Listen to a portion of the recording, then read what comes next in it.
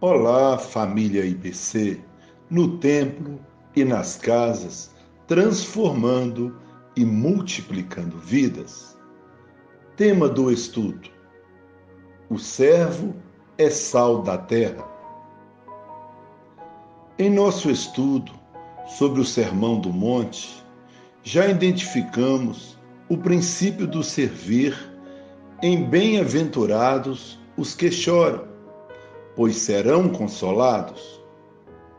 Aprendemos que esse choro, que receberá o consolo de Deus, é o choro pelo próprio pecado e também pelo pecado do outro.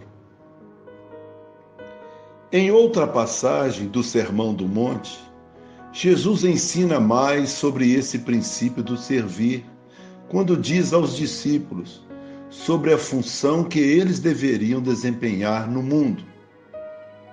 Estudar sobre isso poderá enriquecer muito o nosso entendimento do reino de Deus. Aprender nossa função no mundo, como servos, será o objetivo do estudo de hoje. Vamos fazer a leitura dos seguintes textos. Evangelho de Mateus, capítulo 5, verso 13. Evangelho de Lucas, capítulo 14, verso 34 e 35. Evangelho de Mateus, capítulo 5, verso 13. Vocês são o sal da terra. Mas se o sal perdeu o seu sabor, como restaurá-lo? Não servirá para nada, exceto para ser jogado fora e pisado pelos homens. Evangelho de Lucas, capítulo 14, verso 34 e 35. O sal é bom, mas se ele perder o sabor, como restaurá-lo? Não serve nem para o solo, nem para o adubo, é jogado fora. Aquele que tem ouvidos para ouvir, ouça. O sal tem duas propriedades muito importantes: sabor e conservação. Ao fazer essa comparação, Jesus está afirmando que servo de Deus é quem dá sabor agradável ao meio onde vive, pois sua atuação é para fora, assim como o sal. O sal também preserva ou conserva os alimentos, impedindo a sua deterioração.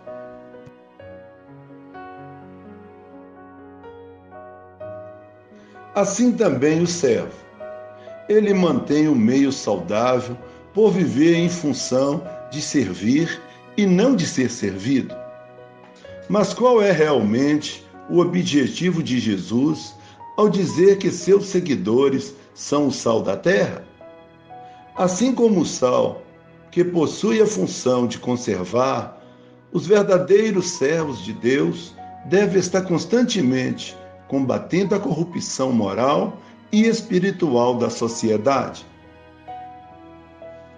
De certa maneira, o sal age secretamente, no sentido de que não podemos ver o sal nos alimentos, mas o sentimos. Assim também acontece com a presença da igreja neste mundo. Muitas vezes, parece que a ação dos cristãos no mundo é invisível. Porém, somente Deus é quem sabe o quão mais perverso e depravado seria este mundo se não tivesse a presença de servos de Deus aqui. Por outro lado, Jesus também deixa claro que se o sal se tornar sem sabor, para nada servirá. Este é um alerta importante para nós.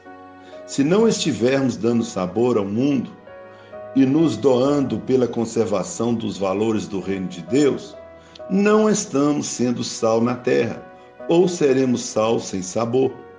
Por isso, ser o sal da terra tem total relação com o princípio do servir. Vamos refletir por meio das seguintes perguntas. Por que Jesus afirmou que os discípulos são o sal da terra? De que forma o servo de Deus pode dar sabor ao mundo?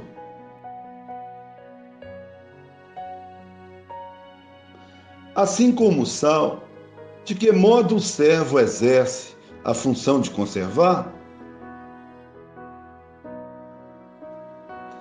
De que forma você tem sido sal da terra? Durante essa semana, seja você o sal da terra. Pergunte a Deus como praticar sua missão como cristão em tempos de pandemia. Que Deus o abençoe.